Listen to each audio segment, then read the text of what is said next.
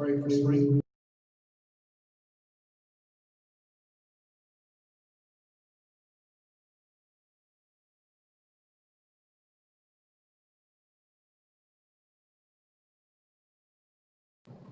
Pray your Amen. Sometimes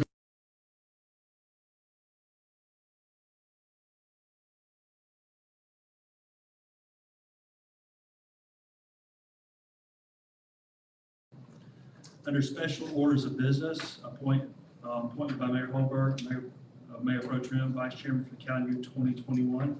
I'd like to first thank Ms. Ward for her service this past year.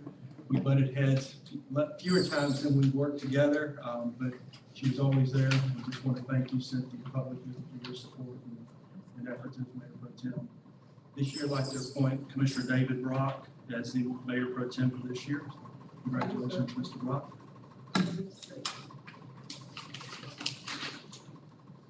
Get a promotion. Hey.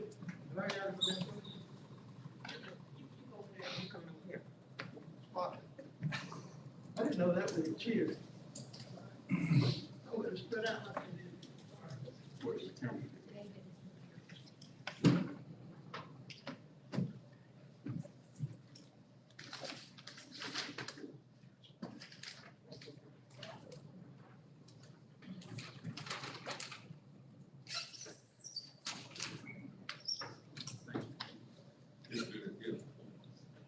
All right, under item 2, consider a letter of request from city manager.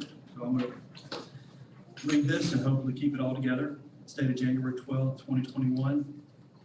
Mayor and Commissioners, please accept this as official notification of my intent to retire as city manager effective March 31st, 2021. March 15 will conclude 17 years as a city manager and more than 38 years of local government service. Through my passion of service in different capacities and in different jurisdictions the past 38 years, my love for this community, this staff, and this work family has certainly been the true highlight of my career. Outside my biological family, my Griffin family has and will continue to be my pride and joy. However, 38 years of public service has taken a toll on my first family. With the hope of a little more time and good health, I would like to make up some of that lost time. I feel very confident in our future and have prepared diligently for succession, transition, and continuity.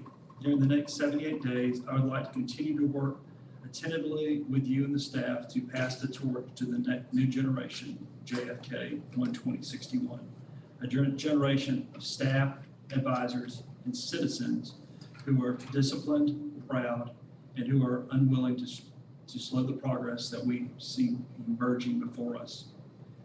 In accordance with the City of Griffin Charter, Section 4.2C, I'd like to ask that you renew a resolution to approve the designation of the Deputy City Manager to exercise the powers and perform the duties of the manager in any temporary approved absences during my transition period. Although I have no specific plans for the future, I do plan to continue to be involved and to serve this community in any way I may be of assistance. I do plan to work persistently and responsibly during the transition to assure you my attention to detail as we prepare for the future and better days ahead. It is with pride, honor, and reflective emotion that I submit this resignation, ask for your acceptance and continued prayers for all of us. Sincerely, Kenny L. Smith. We have a motion to approve the consideration of letter of request from City Manager. Mrs. Murray with a motion. Do we have a second? I'll be grateful with a second. Ms. Flowers with a second. Before we vote, is there any comments anybody would like to make? Not you. Well, I guess I'll start it off and try to be a 5B speech, be brief, brother, be brief. Want to wish Mr. Smith well in whatever it is that he plans to do in his new role as non-city commissioner, non-city manager of the city of Griffin. It's been a great, tremendous friendship that I have forged with Mr. Smith since he came on board, and I always like to let everybody know that I was the only commissioner that did not vote for him when he became the city manager of the city of Griffin. And I think he's held that against me during his tenure, and he's treated me that way. And now that part I'm just teasing about. He's been a very good person to work alongside, even though he is my only employee as a board, but we have 4 employees, but he is our main employee. I've always viewed our time together as co-workers, because I think he's gotten on to me more than I've gotten on to him. He's given me more guidance than I've given him. We've had this employee relationship where he told me what to do more than I requested of him, or he told me what I should be requesting of him. So I just want to take time to say we're going to lose a wealth of knowledge and a person of goodwill, good character, a person who loved this community, who loved people, and is a very professional person. And I think that the best thing that in my eyes that he has done, aside from making some decisions that I don't think a lot of people thought he would have the courage to make. When I say that, and I don't mean to make anybody uncomfortable, but he hired African Americans to work in top positions where we only had one in times before him. And to see him do that and not worry about what people were going to say was some of the best decisions ever made for our community. And I think we're better for that. But for him to bring along Jessica Wiley O'Connor and to groom her to be almost a Kenny Smith, she just has a little more knowledge than him, because she is a lawyer, and she'll trip you over that lawyer talk. But having her, grooming her to become a manager in our community is probably one of the best things that he could do to lead for us. So, Mr. Smith, I hope nobody else have anything else to say, but I just want to tell you, thank you for being a friend, and thank you, and I look forward to seeing what you got in your after city manager life. Thank you. Any other comments? Just one thing, Kenny, you run a damn good ship, buddy. We thank you for everything you've done. We thank you for putting up with the 7 of us over the years, and we wish you the best of luck in the future. Thank you so much. Ms. Ward. Ms. Ward. Mr. Cotton. I just like to say that of all my decisions, my 17 years on the board of commissioners, my best decision was taking the advice of Chief Nix and give Kenny Smith whatever he gosh darn wanted, or you're a darn fool. In other words, Kenny Smith, you were the best decision that I ever made as an elected official, and we are proud of you and proud of what you've done for our community. You've helped make us a city of excellence, a live, work, play community, and we're going to miss you. God bless you. God bless Stephanie and your family.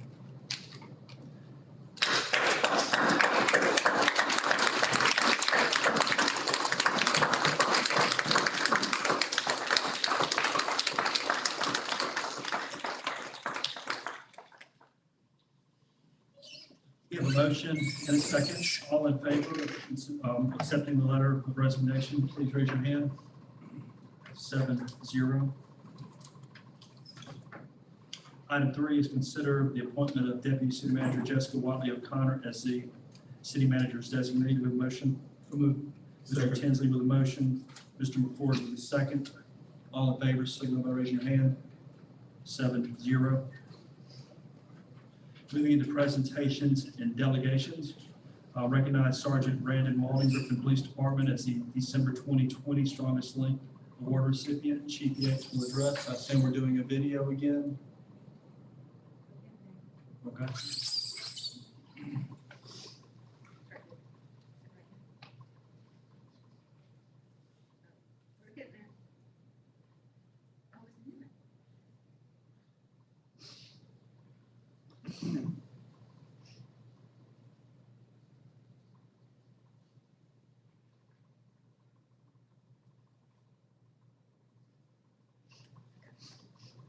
This year in 2020, for December, I recommended that Sergeant Brandon Wallen be nominated as the strongest link for that month. And the reason I did it is Brandon is the go-to guy for all our fundraising, all our community efforts, and he's really gone the extra mile. And I think that's reflected in our Shop the Cop program, also with the delivery of Christmas presents on Christmas Eve, our Back to Blue golf tournament, you name it, Brandon Wallen's one that does it. And that's why I put him in for strongest link, because I think that's exactly what he is. I'm Sergeant Wallen, City of Griffin Police Department. I'd like to take this opportunity to thank Chief Yates for recommending me for strongest link for December 2020. It's an honor to receive this award. I appreciate the city for nominating me and awarding me this, and I look forward to making it better in 2021. This year in 2020 for December. An excellent choice. He works hard. He's very community oriented and loves his job. Moving into review financial reports for December 2020, Chief Financial Officer Marcus Schwab will address. Good evening, sir. Welcome. Good evening, Mayor. Good evening, Commissioners. So it looks like sales tax dollars continue to be strong. Yes, sir. So on the cash, we're looking at the cash report, first item up, and we're tracking as normal. We didn't see any significant blips. We are monitoring the cash composition intake. So we're looking at that pretty much every day. So as a whole, and then monthly, we kind of do analysis on where the money's coming in. Looking at the revenue and expenses, we're on track for 5 months. And we have a very conservative budget there. So looking ahead, Mr. Holberg, you had mentioned about the sales tax coming in. I'd also like to add that looking into December, the property tax bills went out a little bit late. We've collected about 50% of those bills. The remaining 40% will come in January, and the remainder, as normal, will trickle in to the rest of the year. Looking at then CARES Act money, we've expended those funds at this point. We've set about 300 aside for contingency for the next wave, basically. Any questions or comments? Customer service fees are, not the fees, but the utilities, are those tracking, no problems with the collections? Not that we can tell at the moment, and everything's sort of, if there is, they're minor to be expected. Any other questions? Thank you, Marcus. Thank you. Don't leave us here. Recognize item 6. We got to recognize you for one. Recognize City of Griffin Finance Department for receiving award for Certificate of Achievement for Excellence in Financial Reporting for Comprehensive Annual Financial Report for the 16th consecutive year, and award for Outstanding Achievement in Popular Annual Financial Reporting for a Popular Annual Financial Report for the 14th consecutive year. Chief Financial Officer Marcus Schwab will address. Well, thank you. The awards from the GFOA, from the Government Finances Officers Association of United States and Canada, that's a prestigious award for any governmental entity, authority, or a municipality or county or state.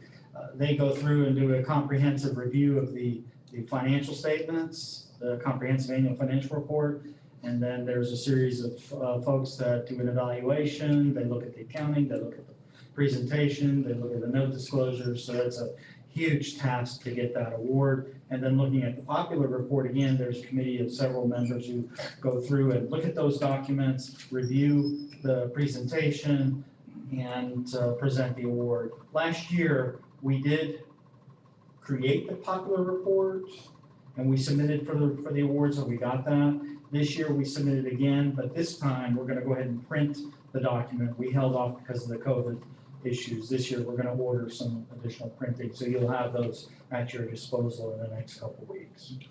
Thank you very much. Thank you. Moving into citizens' comments. At this time, the mayor opens the floor for comments from the audience. Comments should relate to a specific agenda item and not listed on the agenda for the public hearing or to concern within the jurisdiction of the city.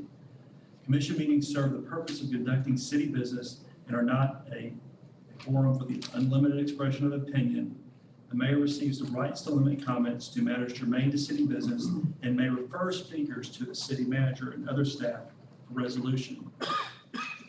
If you wish to comment through Zoom, please use the raise your hand feature by tapping the more button or participants button, then tapping raise your hand. We will need to give the viewers 10 to 15 seconds to raise their hand, and so we will be patient and work through this process.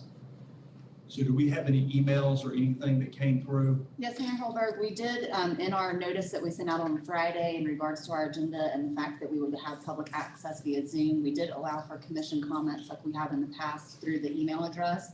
They were due by 3 o'clock today, and we do have 3 that were submitted. Okay. I will read them just as written. The first one is from Sharon Royal at 143 Cumberland Road. Dear Commissioners, I am writing because I am a nominee for the Land Bank Authority, and it's my understanding that you are planning on tabling the appointment tonight. I'm strongly encouraging you to reconsider. Your city is in crisis. Your citizens are in crisis. The housing situation here is deplorable, and I believe the Land Bank plays a key role in turning that around. Just last night, I received a call from a citizen who was renting a home while building a house. By the time they were ready to move out of the rental, both husband and wife had pneumonia because of the mold that infested their rental home. This story is common in Griffin. It's what we are known for, but we can change that. The Land Bank can help change that. As I understand it, the reason for tabling tonight's appointment is because the city and county cannot agree on whose turn it is to nominate the school board member. To that, I respectfully say, who cares? You can always determine that seat later, but the citizen-appointed seat needs to be filled now.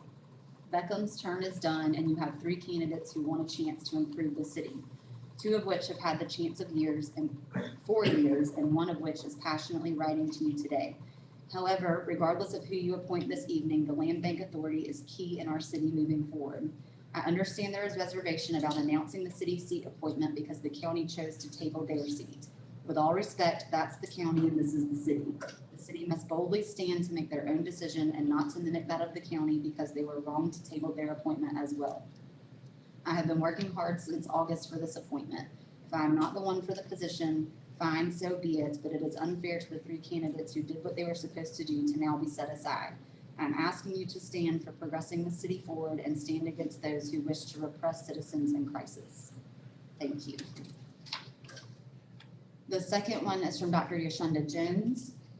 Greetings, Commissioners. I'm writing this email in support of Sharon Royal's nomination for an appointment to the Griffin Spalding Land Bank Authority. Those of us in the community have full confidence in Ms. Royal's ability to be an enormous asset to the authority. In order to promote more diversity, equity, and inclusion among the City of Griffin committees, boards, and authorities in the City of Griffin, it is our hope that Ms. Royal's nomination will be given the proper consideration. We believe in term limits, and we also believe in having an appointment that will be the voice of the citizens in the community. Respectfully, Dr. Yoshunda Jones. And lastly, from Felicia Collum, who just says she's a City of Griffin resident. Dear City Commissioners, it is my understanding that some of you intend to table the appointing of a citizen representative for the Land Bank Authority this evening. I implore you to reconsider not only appointing a representative, but to choose one that is me. We need and deserve someone who is vibrant, lively, and energetic about this important role for our community. Griffin's housing situation is deplorable. By choosing to delay the appointment for the LBA is to hold Griffin back from growing. I end with a reminder of our city motto, growing together. Thank you. That's it. Do we have any, anybody on Zoom that's requesting to be here to comment? We do not. Moving into public hearings. Public hearings are conducted to allow public comments on specific advertised issues such as rezoning, ordinances, policy development, operating budgets, and other legislative actions to be considered by the City Commission. We have items 7 and 8. Item 7, received comments regarding request to rezone property located at 1205 West Poplar Street, consisting of 1.41 plus or minus acres from neighborhood business district to medium density residential. Director of Planning and Development, Chad Jacobs, will address. Mayor, if you would also call up number 8 as well. You want to do it at the same time? No Hearing problem. together and vote on them. Yes, sir. And item 8 is received comments regarding the request for a special use permit to allow the use of the assisted living facility in the medium density residential district for the property located at 1205 West Poplar Street. Again, Director of Planning Development, Director Chad Jacobs will address. us. Thank you very much. Good evening. Good evening, sir. So what you have before you, as indicated, is a rezoning of 1.47 acres going from neighborhood business district to MDR, which is medium density residential. This is to redevelop an existing structure into an assisted living facility consisting of 18 rooms for clients, along with living and kitchen areas and offices. Assisted living facilities are only allowed with a special use permit in residential zoning districts, hence why both of these applications were submitted together. The location was previously rezoned from HDRA to Neighborhood Business District in 2018 for a restaurant. And prior to that, it was used as a Veteran of Foreign War post. Since 2018, the rezoning, the structure has sat vacant. Staff does recommend conditional approval of the request with the following conditions: that first, building plans that must be submitted for review will reflect the elevations submitted with this application. Next, a landscape plan for the entire property shall be submitted for review and approval during the plan review for the updated parking area. Next, maximum occupancy based on formulas contained in the statewide minimum building code, ICC International Congress Code with Georgia amendments. And then finally, property will meet parking requirements for the proposed use. And then moving on to the special use request, staff also recommends conditional approval of that request with the following: the structure shall meet all required applicable codes to bring the structure into compliance, maximum occupancy based on formulas contained in the statewide minimum building code, and fire and life safety compliance based on inspection. At their meeting on December 14th this past year, Planning and Zoning recommended conditional approval as well with staff conditions. I'd be more than happy to answer any questions. On first, you had item C, the flume shall be amended for institutional to residential. Did you mention that? Yes, sir. Okay. I include that as well in the rezoning. My apologies. So you want that include item C? Yes, sir. Okay. Are there any questions from the board this time? I actually do have Okay. a question. Yes, ma'am. So when this was, I know previously, there were some concerns at this, site about paving the parking lot. Right. But I'm assuming that was because of the neighborhood business district zoning. Can you hear me? Okay. Okay. So with it being MDR, does that change the parking requirements significantly? No, ma'am. So all parking uses are based on Article 8 and Article 9 of the UDC. And within each specific use, whether you're a retail use or a bank or something along those lines, it has a specific parameters that are set to that use. So irrespective of the zoning, whatever that use that's being applied for, those parking regs are going to apply. So, Okay. and we've already gone over this with the applicant. He's completely aware and is willing to do the parking pursuant to that. Okay, and it, just if I'm understanding this correctly from looking at the map, the Poplar Street side of the building, which is where the parking initially was, that's the, like, it was the dirt area where the driveway. Kind of like a semicircle, Yeah. kind of, That's drive-through. going to just be landscape, correct, and the parking access will actually be off of 18th correct, to to the the rear. back of the building. Yes, ma'am. Okay. Okay, that was the only question I had about that. And I know I commonly ask this question when we do budget zoning, but is this, when we rezone something to medium density, does it stay throughout, or let's say the business leaves or something happens or it sells, does that go back to the original or does it stay? No, ma'am. So it would stay medium density residential. So, and it's kind of like an interesting setup that's in our code. So like I said, we actually had to zone it back to a residential designation and then apply for the special use for the assisted living. The assisted living is kind of caught a little bit in between like a commercial and a residential use because they're a little bit of a mixture of the two, which actually makes a whole lot of sense for this location, given that it's on a kind of to the north of it is a commercial corridor, and then obviously to the south is essentially residential subdivisions. So it's a nice blend in terms of the usage, but no, once it's zoned, it'll be MDR, and if the business unfortunately fails and somebody comes in asking for something different, say retail type use, they would have to come before this body and ask for a rezoning. Yes, sir. Will cooking be done on the facility to the point that we won't have to put in a new grease trap out there somebody else? So yes, there will be a kitchen facility on site, and they'll have to go through, when they submit their plans for review, to do the remodel on the inside. They'll also have to, run all that information past, Mr. White, for the final compliance. They all aware of that. Yes. Board members have any other questions? It's my understanding the applicant wanted to do a presentation, or is They have been advised. I had some email communication with Gibb earlier in the week, so try to set that up, so I don't know if they're ready to ready. go with the applicant's presentation? I think they're getting them scored well. Okay.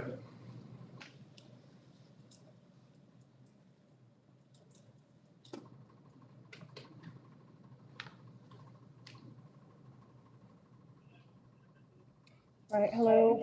My name is Kendra Wilson. Mute yours.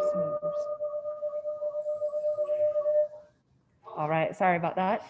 My name is Kendra Wilson, and I am representing Mommy and Daddy's Love LLC for the rezoning and special land use. I am the Marketing and Public Relations Director for Mommy and Daddy's Love. The special land use being requested is for a 25-bed assisted living facility. As on currently, the neighborhood business district permit this type of business. And we are not able to open the business without a special use land permit. So the facility will provide a 24-hour long-term care to senior citizens. Visitors will be allowed from 9 to 6 a.m. daily. The property will be accessed, as mentioned, through a driveway on South 18th Street. And with the location of the entrance coupled with the few visitors that are expected, will only minimally, if at all, impact the flow of traffic on West Popular. So the business is committed to creating jobs in Griffin and plans on hiring only local businesses for construction, remodeling. There will be approximately 11 employees to start, and all people will be hired locally, bringing more business to Griffin. So I myself had to place a family member in a nursing home in the past couple of years. And although this relative is from Griffin, grew up in Griffin, has been in Griffin all their life, unfortunately, we had to move them to Barnesville as there was a lack of space and affordable care available in Griffin. So hopefully Mommy and Daddy's Love will be able to fill that gap for families that are looking to place their loved ones locally.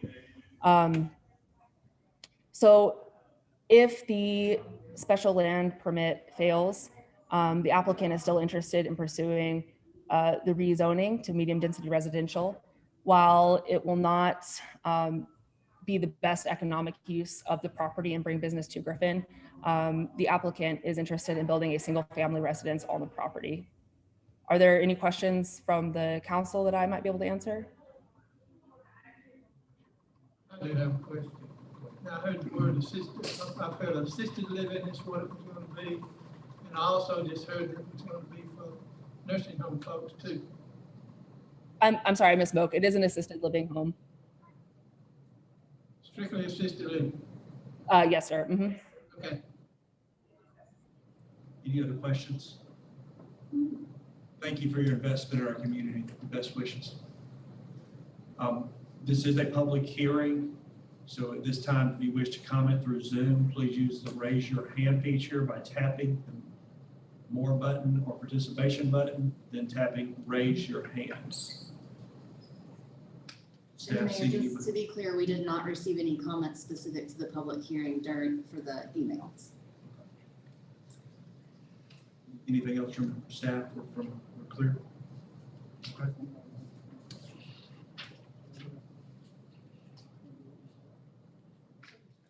Moving into the consent agenda, I'd like to take items 9, 10, 11, and 12 with one vote. We have a motion to approve the consent agenda. Motion to approve. Mr. Brock with a motion. Mr. Tinsley with a second. All in favor, signal by raising your hand. 7-0. Moving into the regular scheduled agenda, item 13. Consider request to rezone property located at 1205 West Poplar Street, consisting of 1.41 plus or minus acres from neighborhood business district to medium density residential. Pleasure of the board. Second. We have a motion from Ms. Murray to approve, seconded by Mr. McCord. All in favor, signal by raising your hand. 7-0. Item 14, consider a special use permit to allow the use of the assisted living facility in the medium density residential district for property located at 1205 West Poplar Street. Director of Planning and Development, Chad Jacobs, will address. We have a motion to approve. Mr. Tinsley with a motion, Ms. Murray with a second.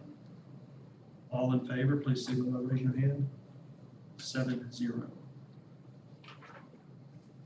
Item 15, consider a resolution making appointment to the office of the city attorney by approving compensation for said position. We have a motion to approve Mr. Drew Whalen. We have a motion by Mr. Tinsley, second by Ms. Murray. All in favor, signal by raising their hand. 7-0. Right.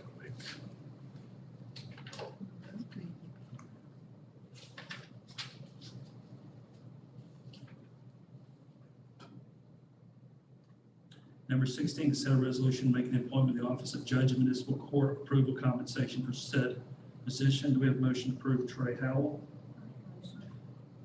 Ms. Murray with a motion. Do we have a second? Second. Mr. Tinsley with a second. All in favor, please signal by raising your hand. 7-0. Item 17, consider a resolution affirming the appointment of Associate Municipal Court Judge Lisa Reeves by Municipal Court Judge Griffin Trey Howell III and approving the compensation for such position. Do we have a motion to approve? Mr. Tinsley with a motion, second by Ms. Murray. All in favor, signal by raising your hand. 7-0. Item 18, consider a resolution making appointment to offices of Municipal Court Solicitor and Municipal Court Solicitor Assistant, as well as approving compensation for the said position. Current Municipal Court Solicitor is Scott Mayfield, and current Assistant Municipal Court Solicitor is Elizabeth O'Neill, are both interested in continuing serving. Do we have a motion to approve? Ms. Murray with a motion. Do we have a second? Second by Ms. Ward. All in favor, signal by raising your hand. 7-0. Item 19 is consider resolution making appointment of the Office of Municipal Court Clerk and approving compensation of said position. Ms. Melissa Brock is the candidate. Do we have a motion to approve? Mrs. Ward with a motion. Second. Mr. Brock with a second. You sure you want this? All in favor, please signal by raising your hand. 7-0. And thank you for your service. Thank y'all. Item 20, consider resolution making appointment to the Office of Municipal Register and approving compensation for said position. Nominee is Ms. Susan Bartholomew. Do we have a motion to approve? Mrs. Murray with a motion. Ms. Ward with a second. Ms. Ward with a second. All in favor, Ms. Bartholomew, please raise your hand. 7-0. Item 21, consider resolution appointing Ms. Susan Bartholomew, Executive Secretary to the City Manager as Assistant Secretary to the Commission. Motion. Mrs. Ward with a motion to approve. Second by Mr. Tinsley. All in favor, signal by raising your hand. 7-0. Item 22, Commissioners to appoint my district to Planning and Zoning for the 4 district representative members, 1 each for District 2, 5, and at large for 3-year term set to expire on 12/31/23 to succeed Jim Hill, Neil Baldwin, and currently District 2 is vacant. Also, District 1 appointment is the remaining 2 years for the unexpired term of Katie Fisher. So we'll start with District 1. Ms. Ward, do you have an appointment? Pamela Sutton, S-U-T-T-O-N. Pamela Sutton, S-U-T-T-O-N. Okay. District 2, Ms. Flowers, Table. table it. District 5, Mr. Tinsley, Tasha Hall. Tasha Hall. And I will reappoint Neil P. Baldwin as the at-large representative. Moving to item 23, Commissioners to appoint 7 members, mayor and 6 districts of the City Board of Ethics. per ordinance of the Code of Griffin, Georgia, Chapter 2, Administration, Article 3, Officers and Employees, Division 2, Code of Ethics. We'll start off with District 1, Oscar Jordan. Oscar Jordan. District 2, Christopher Wright. Christopher Ray for District 2. District 3, Lee Hatcher. Lee Hancher. District 4, Joanne Todd. Joanne Todd for District 4. District 5, Bill Philman. Bill Philman. District 6, Mr. McCord, Rebecca Benson. Rebecca Betzel. And for the at-large seat, John Steve Crouch, Audubon Circle. Item 24, appoint commissioners to appoint 2 members of the Griffin Spalding Development Authority for a 3-year term to expire 12/31/23 to succeed Chuck Copeland and Bill Philman, whose terms expire 12/31/20.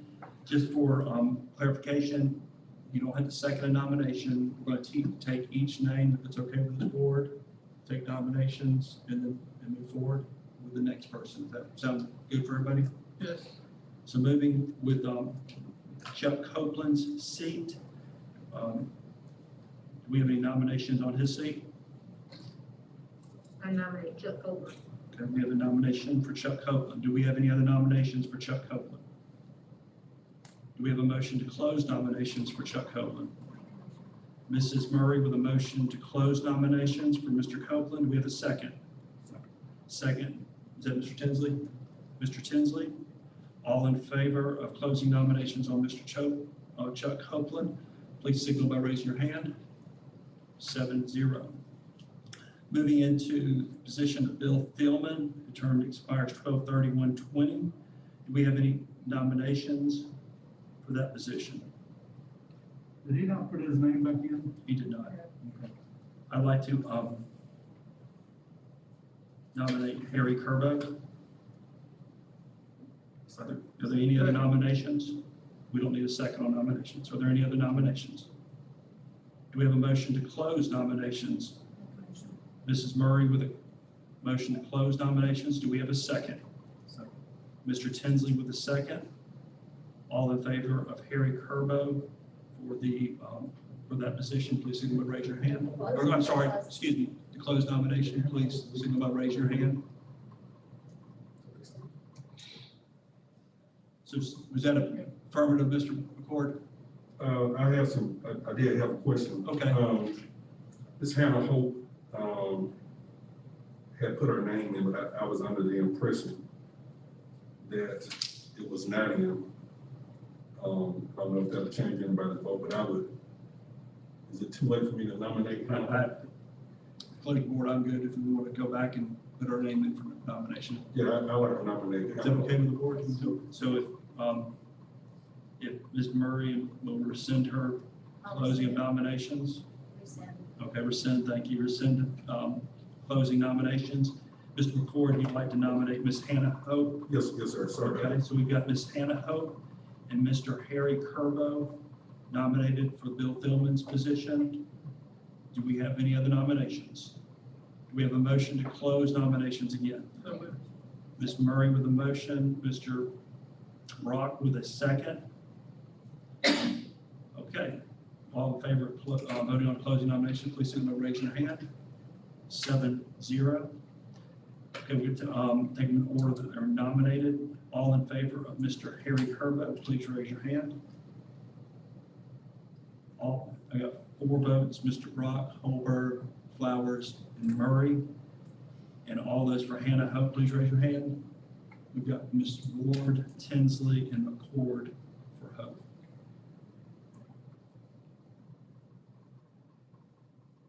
We good to go, Susan? Moving into item 25, commissioners appoint 1 member of the Griffin Spalding Hospital Authority for a 4-year term set to expire on 12/31/24 to succeed Don Pryder, whose term is expired.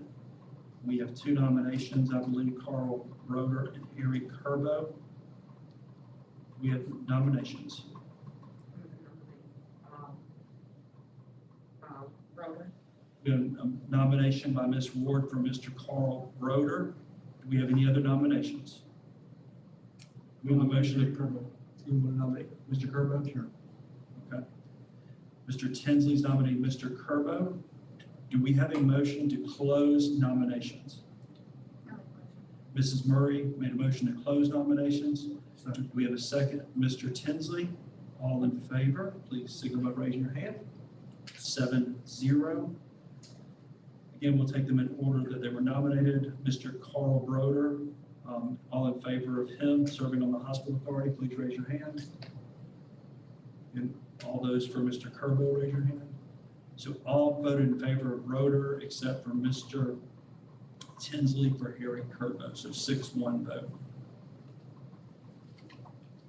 Moving into item 26, commissioners to appoint 4 board members to fill the vacancies of the Griffin Environmental Council. There are three 3-year terms set to expire 12/31 to succeed Jason Chance, John Crouch, and Frank Harris, whose terms expire 12/31/20, and 1 expired term set to expire 12/31/22 to succeed Michael Carew.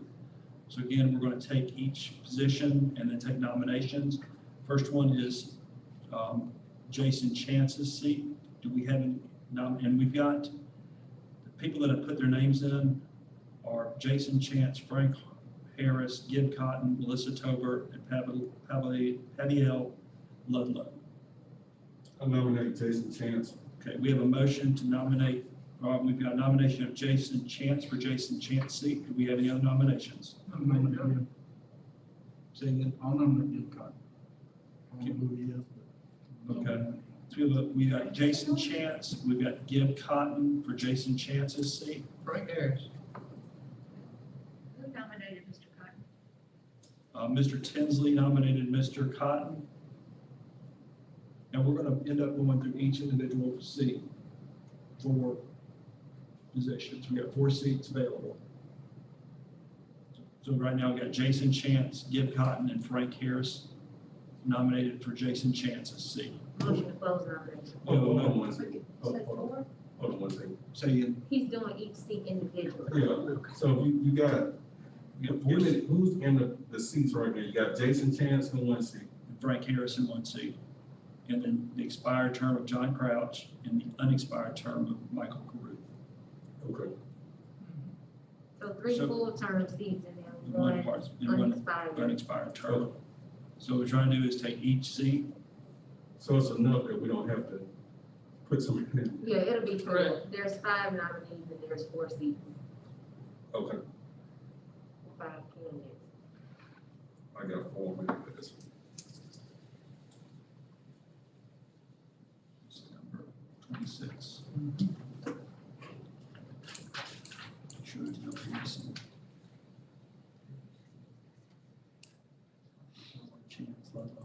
Okay.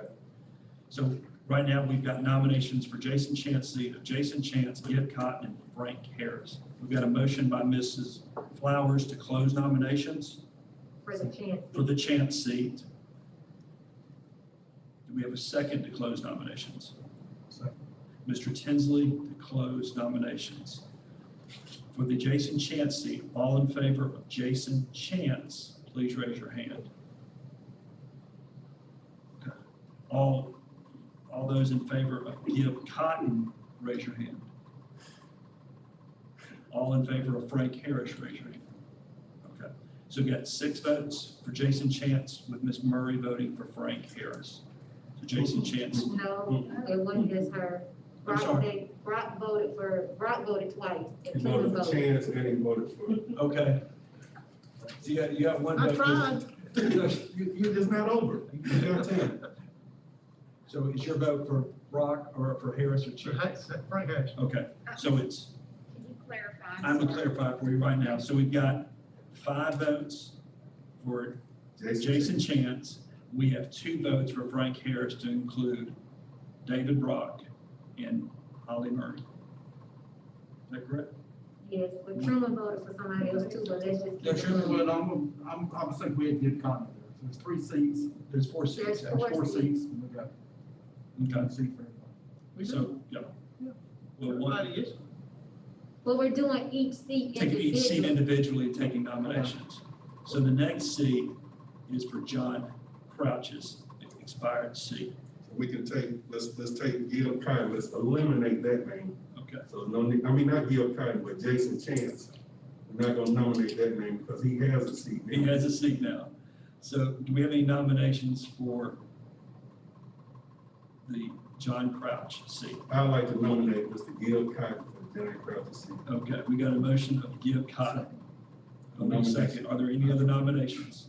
Do we have a motion to close nominations? So Mrs. Flowers for the motion to close. Do we have a second?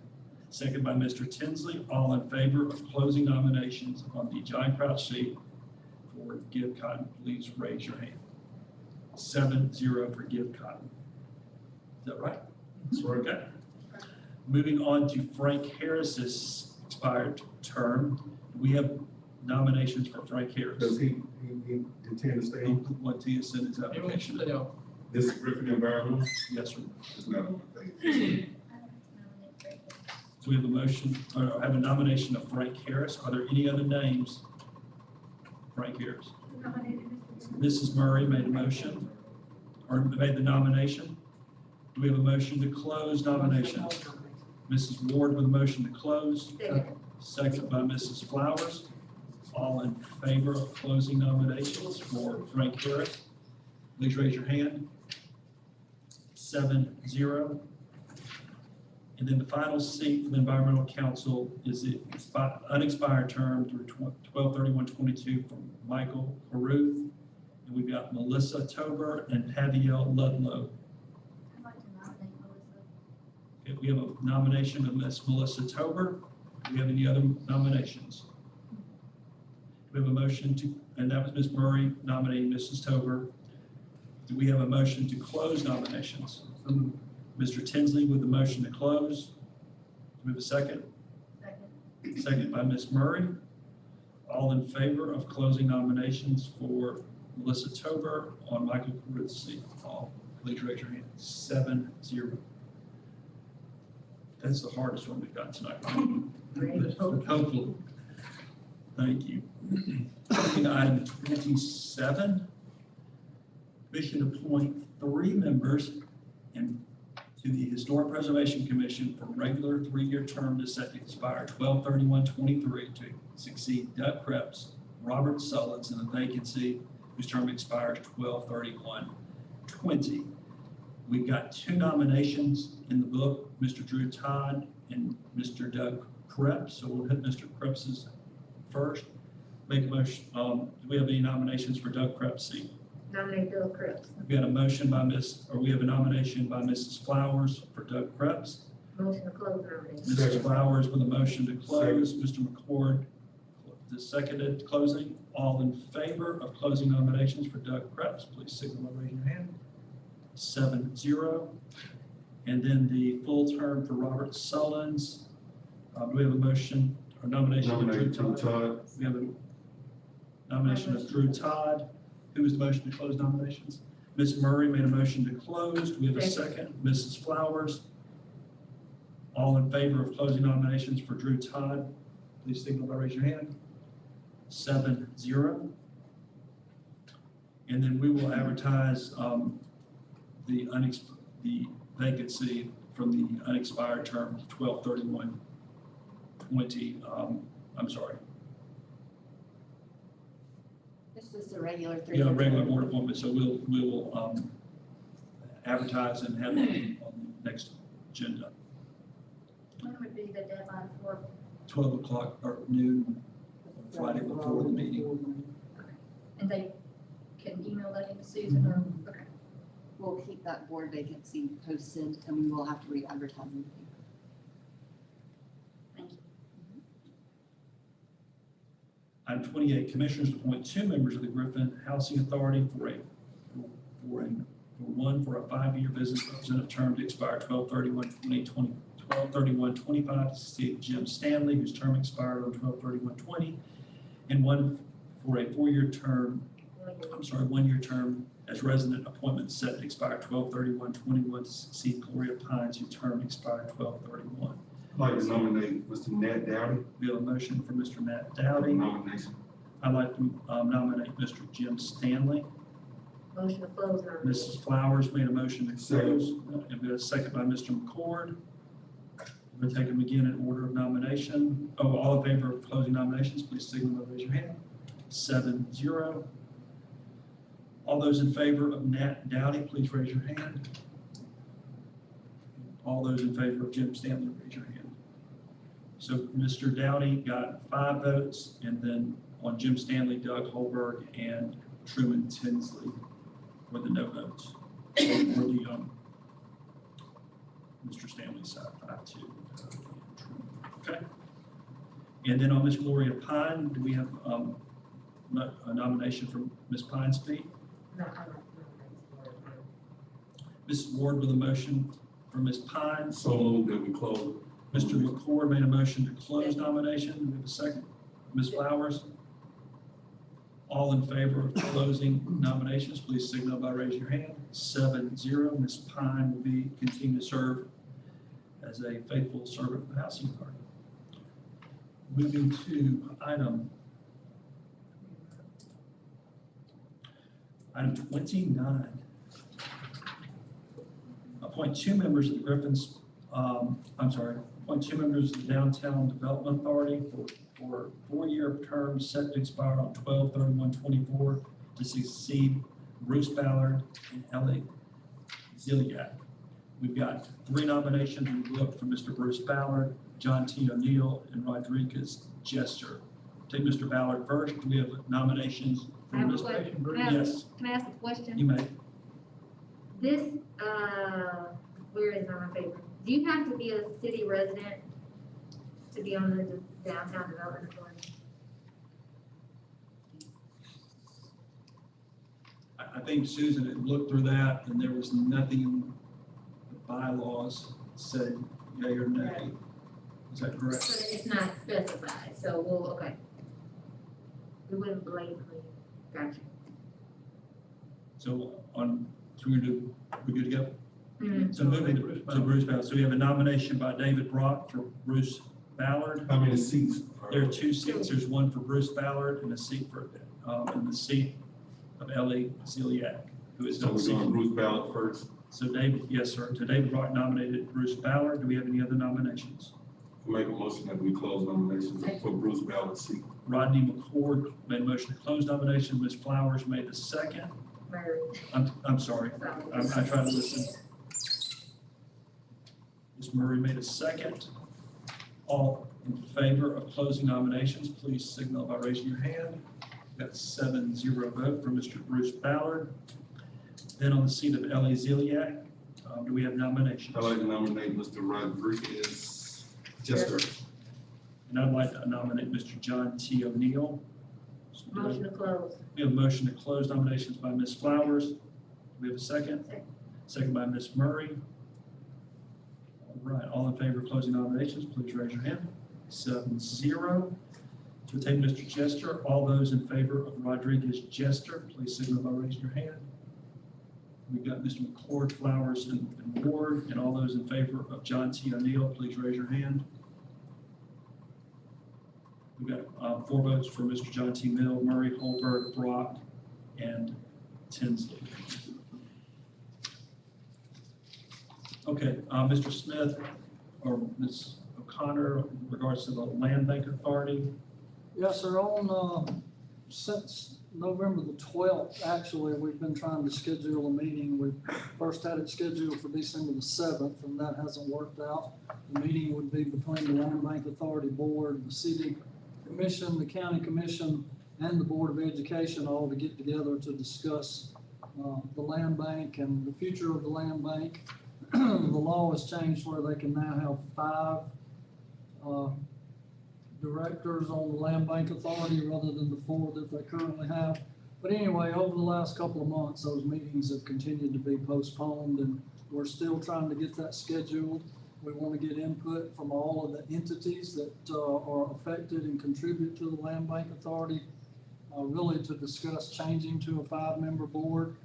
And also, we wanted to discuss the representation from the Board of Education since the retirement of the superintendent who had previously served as a member of the Land Bank Authority Board. At the county meeting on January the 4th, the Spalding County Commission tabled all the land bank appointments until that meeting can be arranged between all the parties to try to reach some conclusion on the board members and the school representation. So the staff is recommending that we do likewise, and that meeting be scheduled as soon as we can get all those entities together. And in conjunction with the county, we recommend that the current land board members continue in their current capacity until we have that meeting and make some definite appointment. That's the staff's recommendation. Is there any questions from the board? No. Move on. I have a comment. Yes, sir. Yes, ma'am. I am in favor of tabling, but not necessarily for the reason stated, because I wasn't really sure about the whole, I was unaware of the dialogue regarding the seats and all that. But we have had significant dialogue about the function of the land bank. And so my primary concern is us asking people to go into a new board year and not having enough clarity about their trajectory going forward. So I just want that to be clear, that it's not about prolonging anything or not inducing any change or allowing anything to change, but more about, I think it's unfair to tell people, okay, it's a new year and we're just gonna start maybe doing something different or not, and it not being clear what they're walking into. So that's all that. That's what I was gonna ask. I wanted to also ask, more clarity, I guess the meeting that we have to postpone when we do get all the entities together, what else will be changing other than 5-member board? Weren't there bylaws or something to do with legislature or other, or do we know what's changed or what will help? Well, the make that work? legislature changed to allow them to have 5 members rather than 4. But it's unclear as to whether or not the Land Bank Authority has ever taken the official action to make that happen or not. And that's kind of some of the confusion that we wanted everybody in the room together to clear out. I agree with Cora, so. So do we have a motion to table the appointment of land bank members? So moved. Mrs.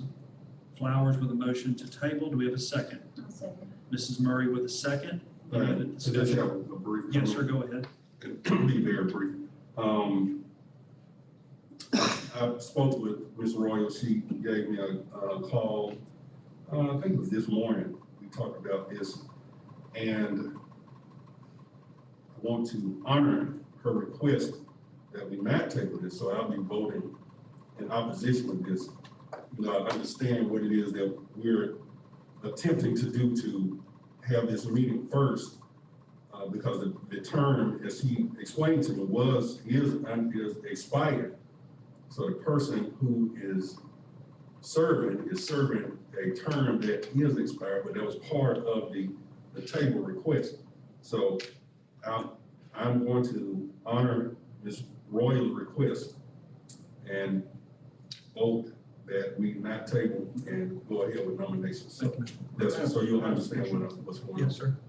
Does the person selected have to be a member, have to be a resident of the city?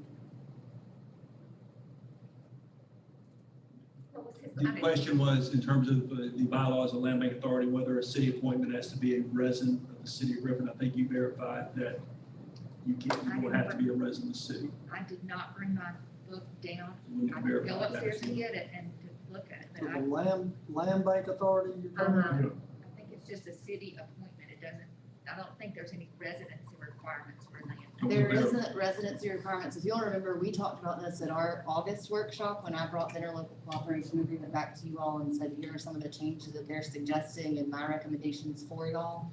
The county didn't have a chance to do that, and so that's why they are not aware yet of the fact that it's their school board appointment. But if we do make the recommendation and the land bank and the county agree that we move to a 5-member board, we would like to make that 5th member the school board member. So every entity gets 2 people each time. The other issue that we have is every time this has occurred since 2008, all 4 change at the same time. We think that that needs to be updated as well, so they stagger terms, so you don't have the potential of a brand new Ford every 4 years.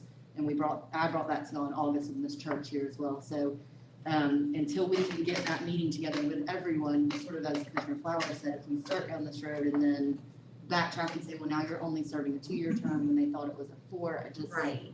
that's sort of where we're in a predicament. And the question for Mr. Tinsley was, we need to verify whether you have to be a city. You do not. The only thing that you have to be is a county resident, and that is not in our interlocal cooperation agreement, that's state law.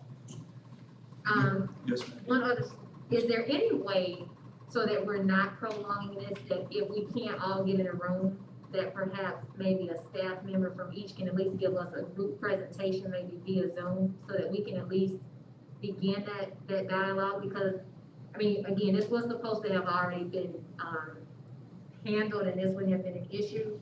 But I got other issues with the land bank that I just don't want to convolute and keep festering. So if that would be possible, as we are talking about, I made the recommendation to table it, but with the understanding that I don't want COVID to delay it for another 4 or 5 months. I also don't want to sit in a room with 40 people. Yes, ma'am. So, okay. Any other comments? So we have a motion from Ms. Flowers, second by Ms. Murray to table the land bank appointment. All in favor of tabling, please signal by raising your hand. All against, like sign. 6-1, Mr. McCord voting against. Item 31, appoint one member of Griffin Spalding Airport Authority, post 8, fill the unexpired term for Brett Lavender, who resigned his appointment as of 12/31/20. We have nomination. Mr. Rodriguez Jester. We have a Mr. McCord nominating Mr. Jester. Do we have any other nominations? I'd like to nominate Blake Locke. Ms. Murray is nominating Mr. Blake Locke. Do we have a motion to close nominations? Second. Mr. Tinsley with a motion to close nomination. Mrs. Murray with a second. All in favor of closing nominations, please raise your hand. 7-0. Taking the order of nominations. All those in favor of Rodriguez Jester, please raise your hand. We got Ms. Ward, Ms. Flowers, and Mr. McCord, and for Mr. Rodriguez, and all those for Mr. Blake Locke, please raise your hand. And 4 votes for Mr. Blake Locke, Murray, Holberg, Brock, and Tinsley. Moving to number 32, Commissioner to appoint to the Griffin Main Street Advisory Board 2 members, 1 business property owner in the downtown area to succeed Marcus Allen, and for a 3-year term expires 12/31/23. The at-large rep for this representative who lives outside the city limits to succeed Cecil Taylor's unexpired term set to expire 12/31/22. So starting off with the business/property owner in downtown Griffin, I'd like to nominate Ross DeBano. I have a question. Yes, Just let me know when it's time to. On the apps that were in our agenda packet, there were 1 or 2 that said they would take either seat. Is that correct? What number are we on? We're on number 32. So from my understanding, the 2 that potentially, Devano was, no. Gullidge also. Gullidge would also qualify as he would qualify as either business owner or outside city resident. Okay, I nominate Todd Gillis. So we have a nomination for Mr. McCord, Close nomination. for Todd Gutledge. We've got a motion from Mrs. Murray to close nominations. Do we have a second? Second. Second by Mrs. Ward. Ward. All in favor of closing nominations, please signal by raising your hand. 7-0. Again, taking in order of nominations. All those in favor of Ross DeBano as the business property owner, please raise your hand. All those for Todd Gutledge, raise your hand. So we have a 4 vote. Mr. DeBano voted by Flowers, Holberg, Brock, and Tinsley, and Todd was voted by Ms. Ward, Murray, and McCord. Taking on the unexpired term of Cecil Taylor for resident, at-large seat for resident outside of the city of Griffin, we have Tim Odell, David Johnson, Todd Gutledge, and Mrs. Freeman. nominate Gullidge. Nomination of Mr. Gullidge from Ms. Flowers. Nominate David Johnson. Got David Johnson by Mr. McCord. Do we have any other nominations? All in favor? You got Mr. Tinsley with a motion to close nominations. Second by Mrs. Murray. Again, taking the order of nomination. Oh, all in favor of closing nominations, please raise your hand. 7-0. All those in favor of Mr. Todd Gullidge, please raise your hand. And then those for Mr. David Johnson, please raise your hand.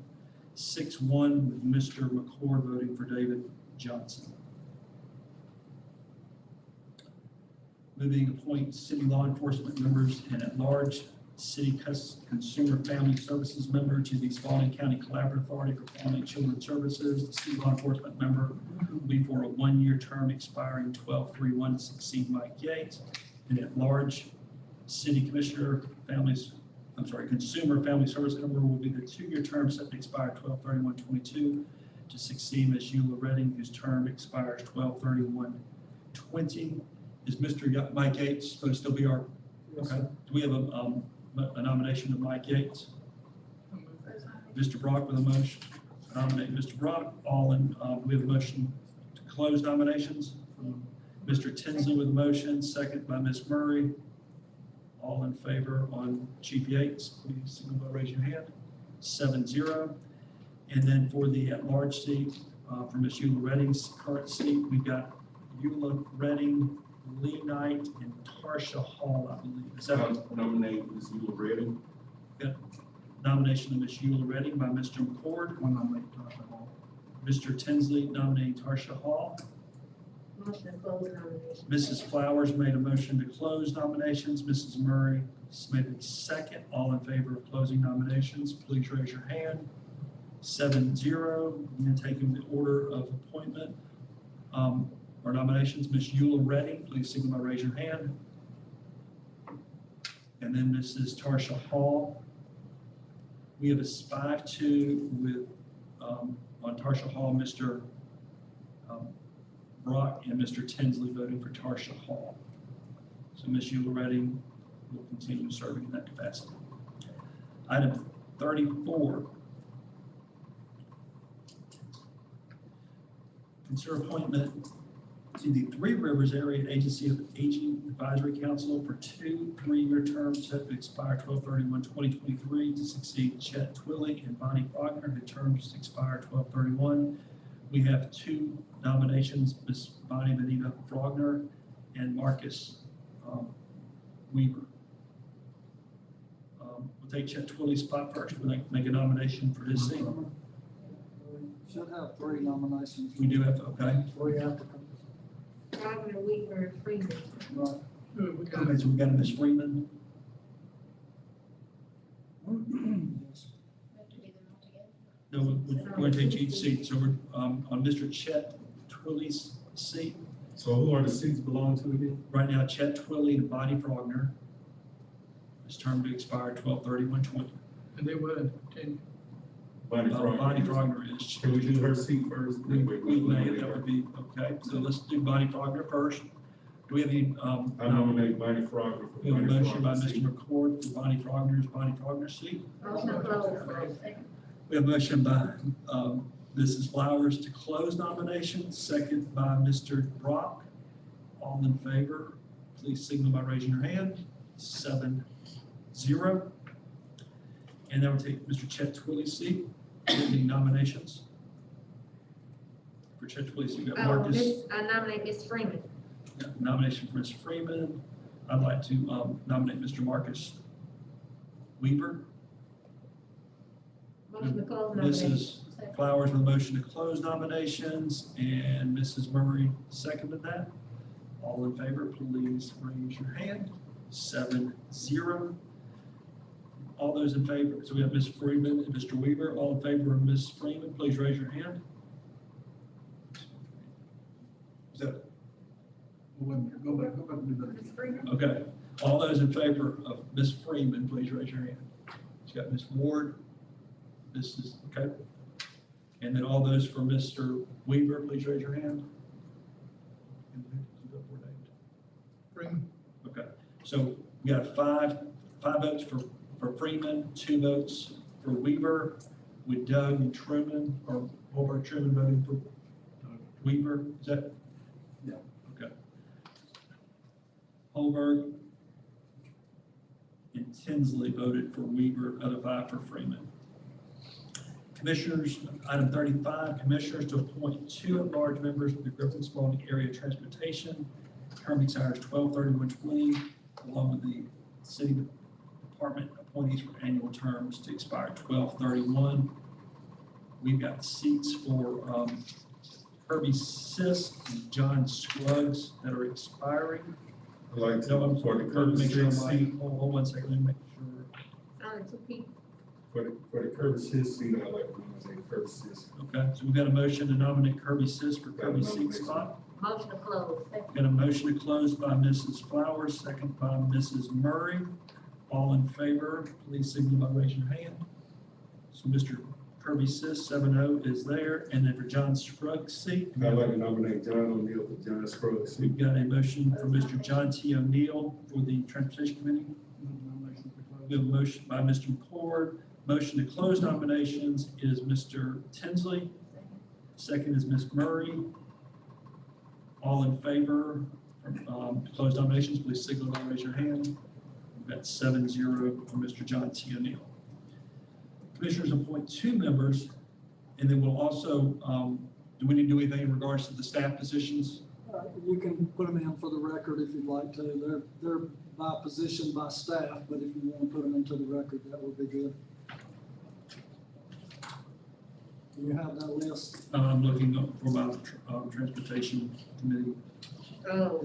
So we've got Chris Walker. Chris Walker, Public Works, City Fire Chief, City Police Chief. Don't ask me to do no cooking. Michael Thompson. Oh, yeah. So we got Mike Thompson for Fire, Police is Homer Daniel, and then Chris Walker for Public Works. So we have a motion to approve those 3 appointees.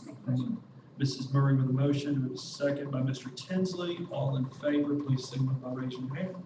7-0.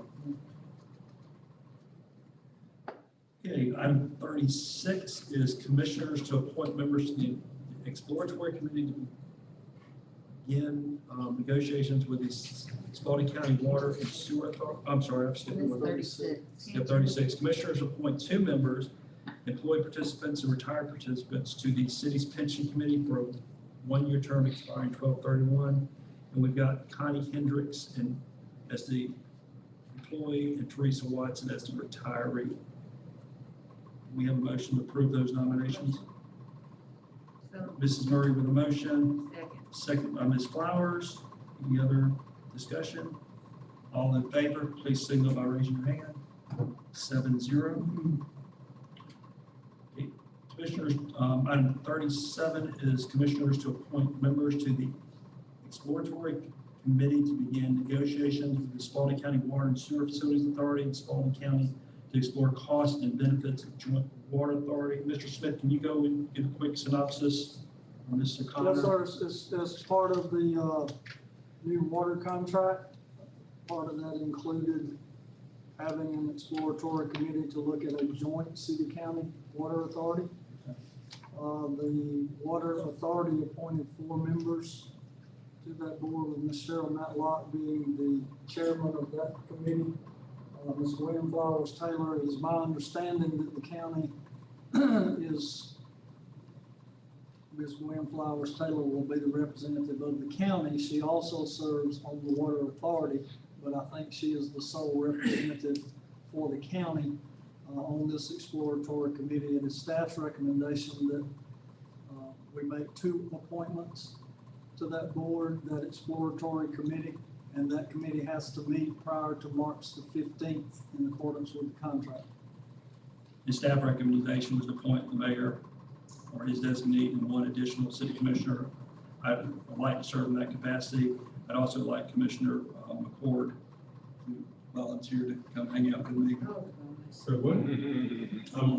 No, I think Ms. Ward does better at those kind of negotiation type deals. Or we can put Ms. Flowers. Absolutely not.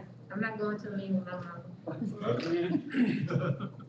Just not really got good My at girl. negotiating. All right, so do we have a, Ms. Ward, would you be willing to serve in that capacity? Okay, then we have a nomination of Mayor Holberg and Commissioner Ward. So moved. Close nomination. We have a motion by Mr. McCord, we have a motion by Mr. McCord to close nomination, and Mrs. Murray seconded that motion. I'll second it too, if I need to.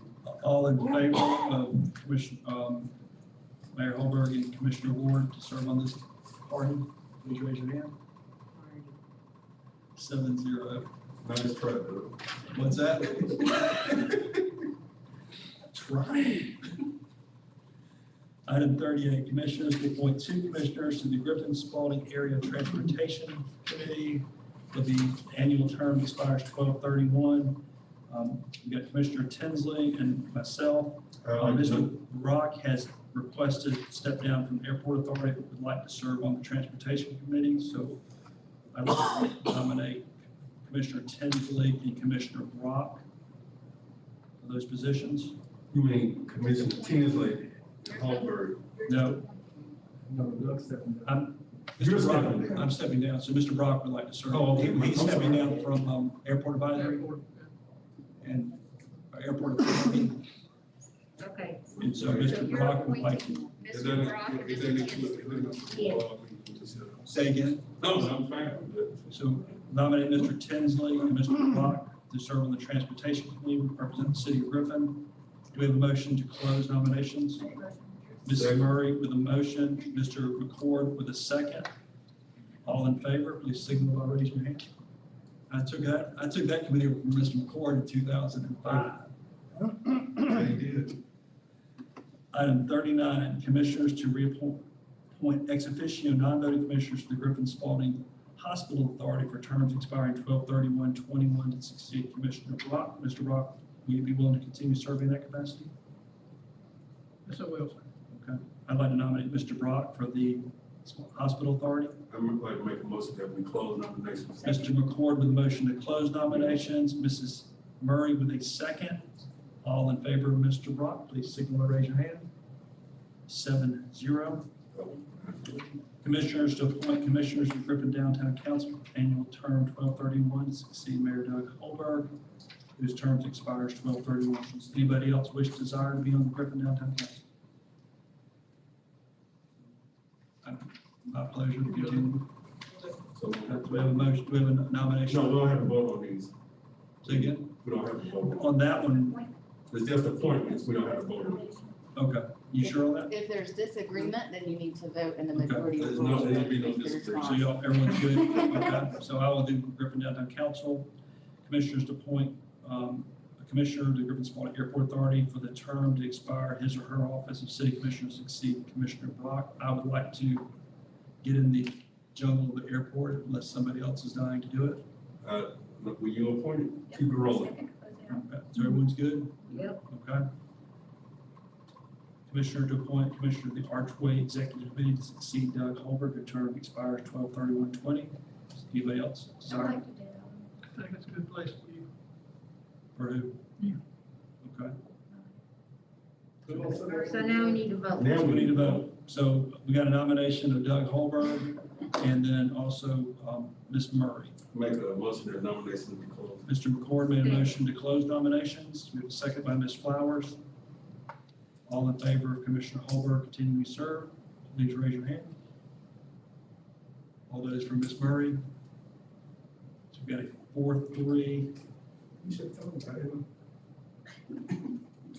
with, on the 4 votes for Ward, Brock, Holberg, and McCord, and the 3 votes was Murray, Flowers, and Tinsley.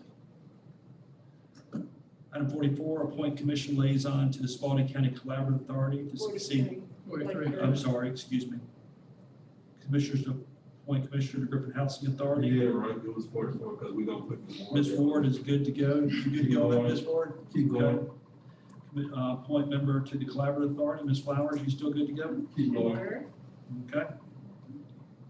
Appoint mayor designate the Griffin Spalding Development Authority. I'm going to reappoint Ms. Cora Flowers again. Appoint mayor to the annual position of Workforce Investment Council. I gotta take that. Item 47, appoint a mayor or his designee to Main Street Program, to continue serving there. Appoint mayor or designee to Griffin Spalding Chamber of Commerce. I'm gonna continue on that unless someone wants to go to an 8 o'clock meeting. Okay.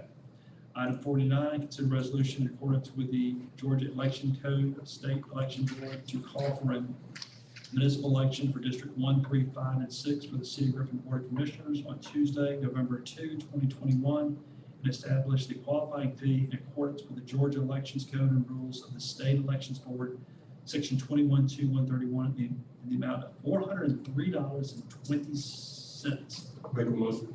Mr. McCord made a motion to approve. We have a second by Ms. Flowers. Murray? Isn't that the same amount it was last time? It is, because we haven't had a pay raise. Right. So we have a motion and a second. All in favor of calling for the election, please signal by raising your hand. 7-0. Consider installation of automatic bill pay kiosk from Cogsdale for customer service in the amount of $45,030. Chief Technology Officer Gibb Cotton will address. I have a quick question. Me too. Ms. Where- Flowers? No, go, you ask your question first. So, Gibb, Mr. Cotton, people are coming into the customer service center. The convenience of doing that versus going through the line, does it make sense for the 43,000? This will be outside in the drive-through, so it'll be a 24/7 Okay, all day.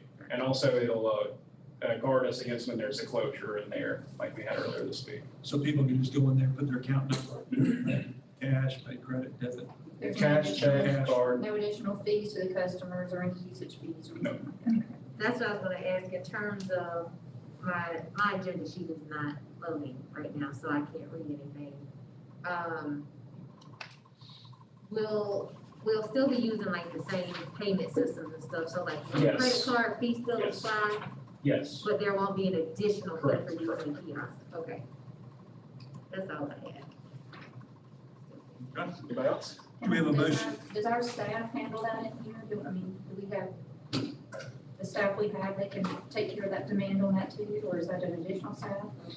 On the kiosk, well, this would augment the folks that are down in the drive-through. So it's basically like having a third teller, 24/7. And people could just walk up to it, so Correct. drive through as well. Okay, I do have one more question. Okay.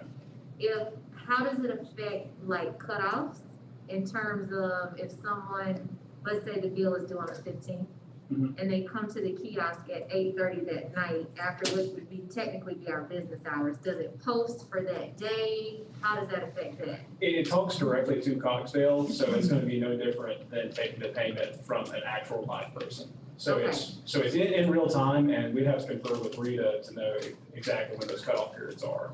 Okay, I will be interested about that, just in case it, sometimes you need that little wiggle room and you Yeah, might give somebody. it's, like I said, it's no different than, walking in and handing cash to a real live person. Okay, so in theory, if they made that payment at 10:30 that night, as long as it was in on the day that it was due, Yes. it should still work in the If system. it uses the same backend, it uses the same servers, everything's identical. Okay, perfect. Any other questions from the commission? Do we have a motion to approve this acquisition? Mrs. Murray with a motion, second by Ms. Ward. All in favor, please raise your hand. 7-0. Good work, sir. Item 51, consider the purchase of Ford KFCK screw press. Really? What? I didn't know her. I don't know. Consider the purchase of Ford FCK. Somebody was having a bad day, because that's a typo. At the bottom is FKC. So somebody was having a bad day when they typed it. Which one is it? I think it's FKC. Case, it's FCK? No, FKC. That's just a typo, because somebody was having a bad day. Okay. Been on. All right, moving on to screw press to spare parts from FKC Company LTIP Limited, sole source provided an amount of 275.00, that's $1 million, $1.403 million, for the Watershed Management Department. Director of Watershed Management, Dr. Brent Keller, will address. Any questions of this address, Dr. Keller? Do we have a motion to approve the acquisition? Absolutely. Mrs. Murray with a motion, Mr. Brock with a second. All in favor of Dr. Keller's press, please signify with your hand. 7-0. Item 52, consider the purchase of installation of the Griffin thermal drying unit for the spare parts sole source in the amount of $2,415,149 for the Watershed Management Department. Do we have a motion to approve? Mrs. Ward with a motion. Second by Ms. Murray. And for clarification, this is to press Sludge and elm. to dry it out and dispose of it. All in favor of this acquisition, please raise your hand. 7-0. And Dr. Keller, thank you for your diligence in this educational process for you here. Item 53 is consider a memorandum of understanding with Downtown Council of Griffin for shared employees of a part-time staff person for economic development, Downtown Council of Griffin. Economic Development Director Patrick Kay will address. He is still here. Does anybody have a question? Do we have a motion to approval to split this payment for this position? Mrs. Ward with a motion. Do we have a second? Second. Second by Mr. Tinsley. All in favor, please signify by raising your hand. 7-0. Item 54, consider declaring the capacity of landfill an emergency pursuant to OCGA 369120 and Code of Griffin Section 219, thereby retroactively approving the rebuild of the CAT 826H compactor by Yancey, sole source in the amount of $565,597.36, retroactively approving the drawdown of $603,097.36 from the MEAC Municipal Competitive Trust short-term portfolio, amending the City of Griffin's fiscal year 2021 operating capital budget by appropriating $565,587.36 and the capital outlay of $37,500 to equipment rental at the C&D landfill in the solid waste utility fund. Make a motion. We got a motion by Ms. Ward, second by Mr. McCord.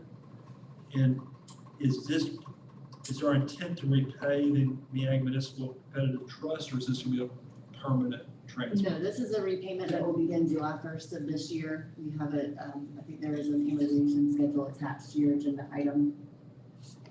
It's not 13, I'm sorry.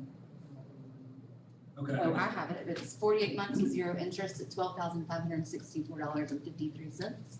And that was cheaper. We did look at financing with CAT directly, but we would have an interest payment there where we don't from ourselves. Okay, perfect. So we got a motion by Ms. Ward, second by Mr. McCord. All in favor of the acquisition and loan, please raise your hand. 7-0. Item 55, consider a resolution allowing the City of Griffin to assume the online credit card payment fees effective immediately or as soon as approved by the vendor, and authorize the mayor and the city manager to execute documents approving the assumption of those fees. Mrs. Ward with a motion. Do we have a second? Second with a question. Second by Ms. Flowers with a question. Go ahead, ma'am. I can't pull my agenda sheet up, so I can't see anything. Is it, I saw something in there about the CARES money. So is this for the last period where we assume those, or are we instituting a new period of assuming them? No, ma'am, we're asking that we assume them again since we have made the decision to shut down the lobby Okay. completely this time. Last time we did not shut down the lobby, we just limited the number of people that could be in attendance at one time.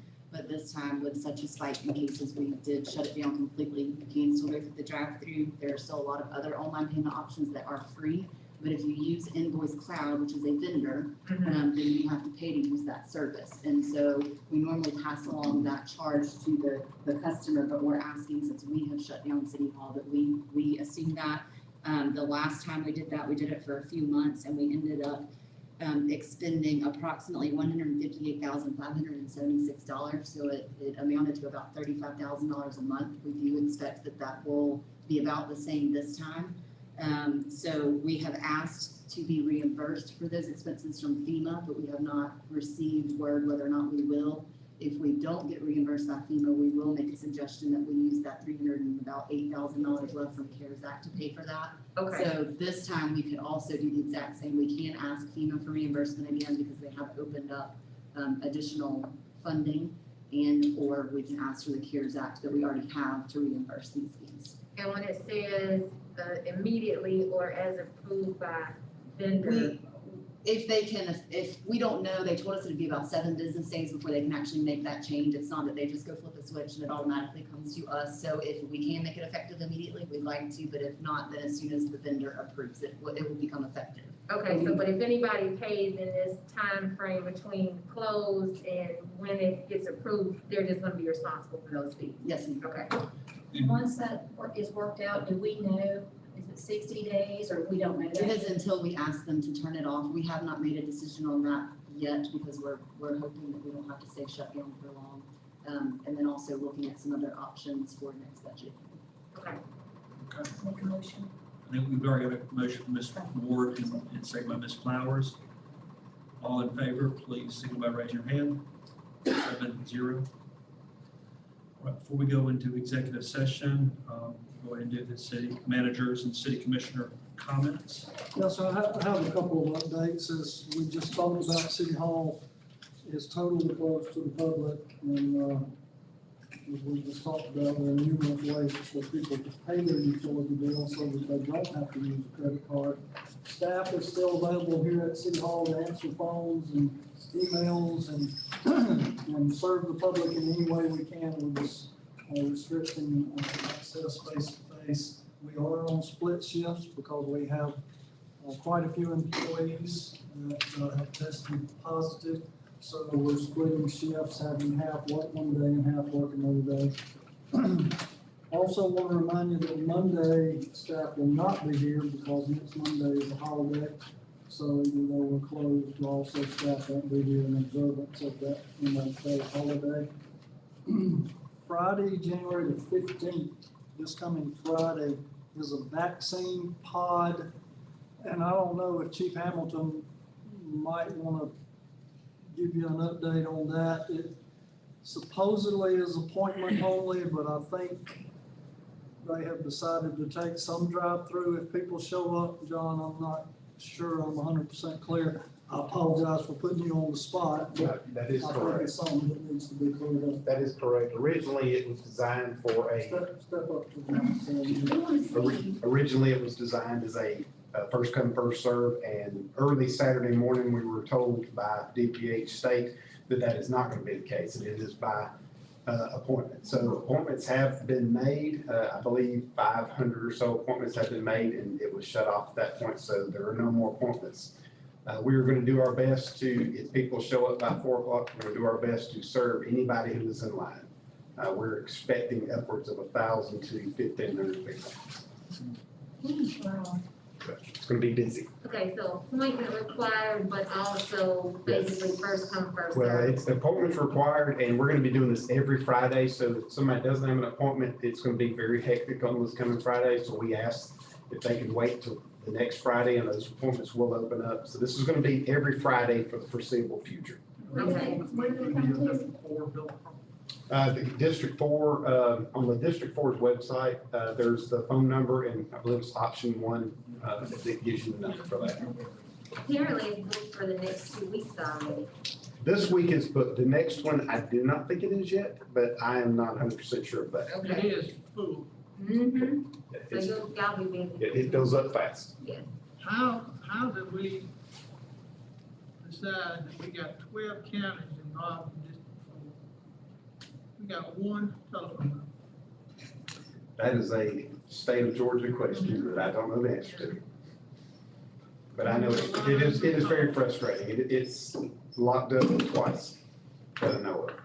And that seems to be the case throughout the state. I don't know if you heard the governor's press conference this afternoon, but they realize the system is overloaded and They're just asking for patience. John, I had a question. I had two citizens just reach out and ask, and I didn't know the answer, so I would like to let them know. If they come in for that first dose, are they automatically given an appointment to come back for the second? They're afraid they can't get the second? No, they are. They're given an appointment. It's on the back of the card. How that's actually going to work is 3 weeks, because Spalding County is doing Pfizer, so it's 3 weeks. And we will be doing them every Friday, so that will give them an opportunity 3 weeks for that. And what we have been doing, and that's what I have to go with right now, is they come, they have their card, Okay. they're getting their second one, and they're good.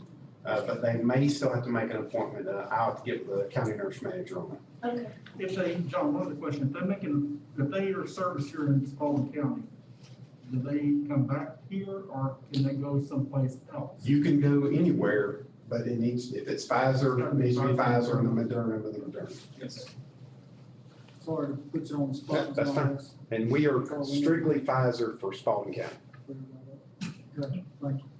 Also, we're encouraging our first responders, as well as any employees we have over 65 to get the vaccine.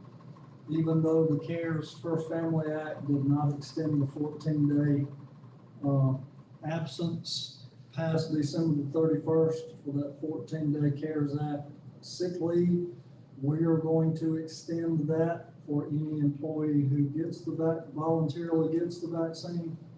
If they refuse the vaccine and get sick after that, then they will have to use their sick leave. That, from our research, that seems to be a well-accepted practice from other municipalities in the state. So that's kind of our personnel policy at this point. Just a couple of other reminders. The GMA Cities United Virtual Summit is on Monday the 25th. We're going to have the awards luncheon streamed upstairs in the conference room. You might want to pay special attention to that awards luncheon that day. So if you'd like to come here and as a group, we'll look at that to save you an individual registration. If you are attending the day-long summit virtually for policy committees or anything, I don't think they're having training, but for policy committees or governor's address or whatever, you'll need to register individually. But at lunchtime, we'll just look at it together. And then our staff goals workshop is the 22nd, and your goals workshop right now is still on track for the 26th and 27th. And we will see what transpires between now and then. January 26th and 22nd, Tuesday. So that's and just half of after the Wednesday. the city commission meeting? It'll be in the morning, starting 40. Wednesday, we'll come back here Or first. come back here for the meeting and then go back and do it Wednesday. Kenny, what was the luncheon again for the, 25. thank you. It's Monday the 25th, 11:45. And you said pay extra attention. Don't just leave us hanging or what? You can leave us hanging. Yeah, it's a good thing. Okay. That's what I have, Mr. Mayor, thank you. Mr. Connor?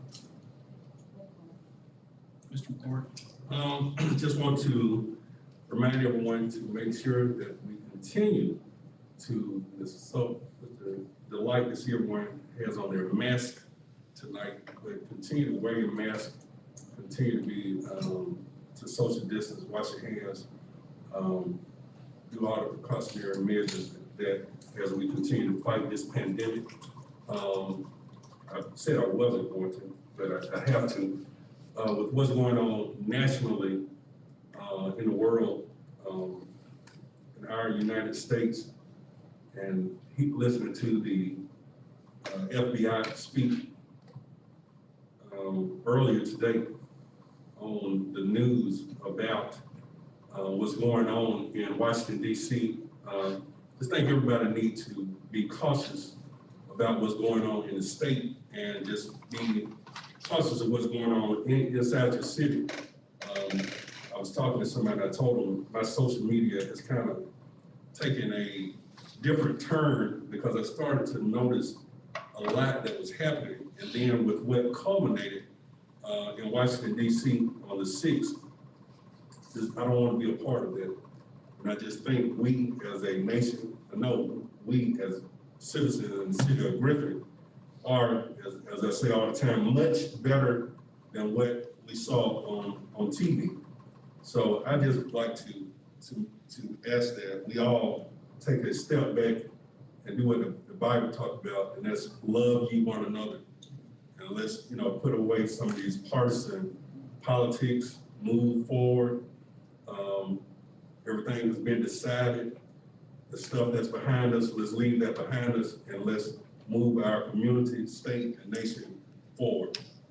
And the last thing is, with every year, we're celebrating, and it goes right along with that, the birth of Dr. Martin Luther King Jr. For his holiday, which is next Monday. And just that spirit of Dr. King, of bringing people together and not separating us and putting us at odds, just loving humanity, regardless of race, religion, national origin, so on and so forth. And I just want to have that spirit over our community, and that we do our part. So I am committed to doing my part, and I just want to, hopefully that's something that we can make contagious and spread throughout our community. That's all I have. Thank you, Mr. Court. Ms. Murray. Second that, Happy New Year, everybody. It's great to start off the new year, to be back and look at staff, and thank you all for putting up with me, and it's gonna be another great year. We've had last few months, I've had a lot of personal growth here in my commission position here, and lots of conversations out there with staff and with our board and city manager, and I appreciate each and every one of you for working with me and allowing me to serve you. And it's been another great year on commission. I appreciate citizens for letting me serve. And Mr. Smith, congratulations. And it's sad, it's happy, I remember the day you first walked in through the parking lot. We were in the older city hall, and I remember all the people rushed to the door to say, "Who was that?" And here he comes. And we were all children back then, and so you were there for me with both of my children's births. I think you were the first person to come see me after my firstborn son. So many years of a special relationship with you, and it's been great serving with you. And I'm glad that you're feeling better. And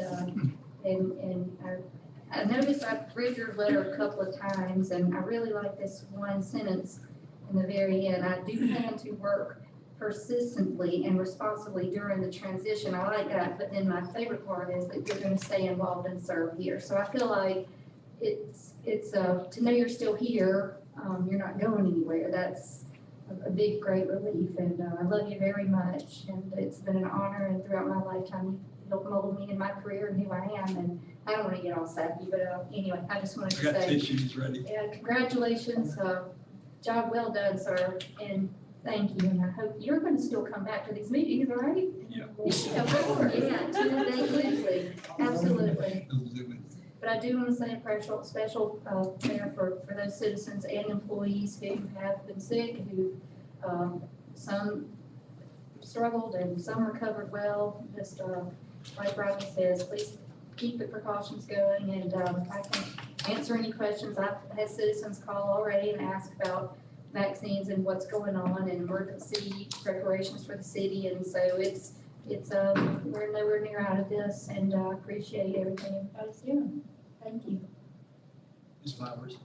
Very briefly, and to unfortunately piggyback off of something that Rodney said, for those of us who are fortunate enough to be at home on Monday and not at work, I would encourage us all to take an opportunity to reflect about why we're at home, and what Dr. King stood for, and what we are supposed to be celebrating by acknowledging his birth.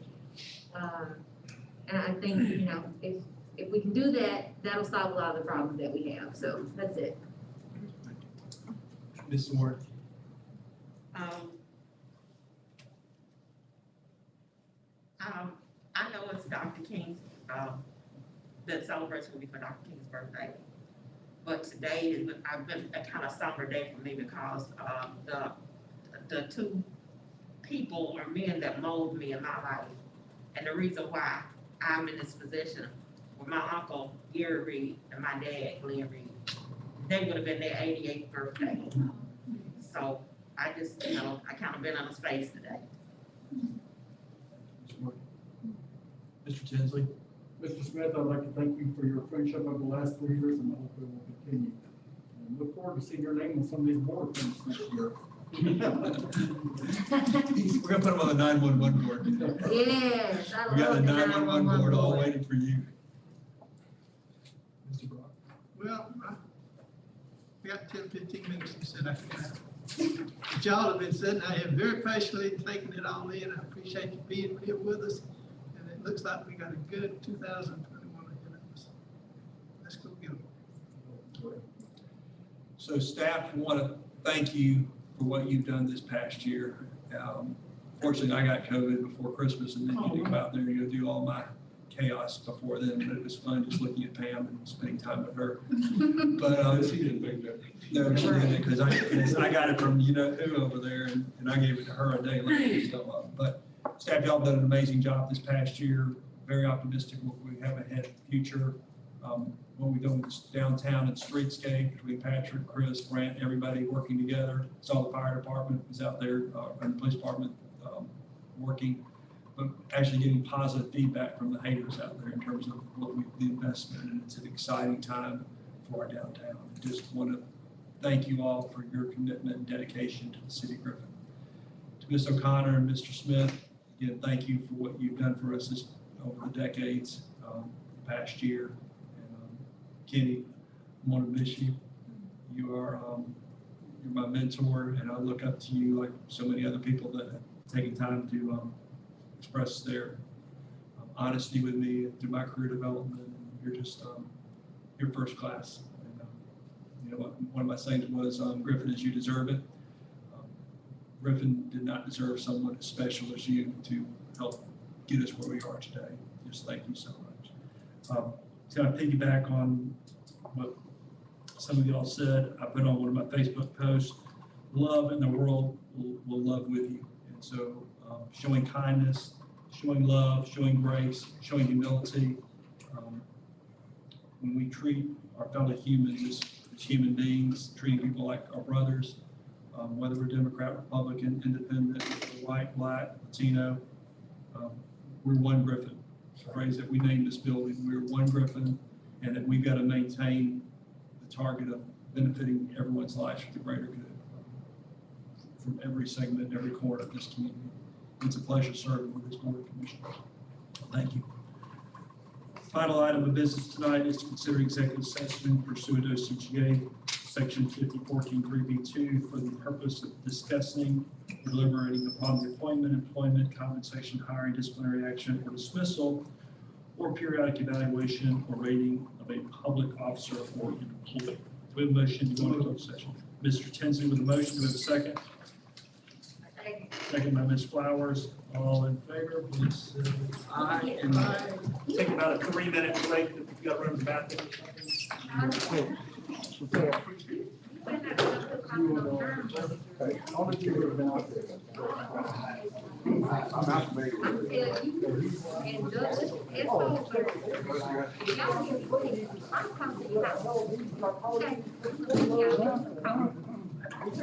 Okay.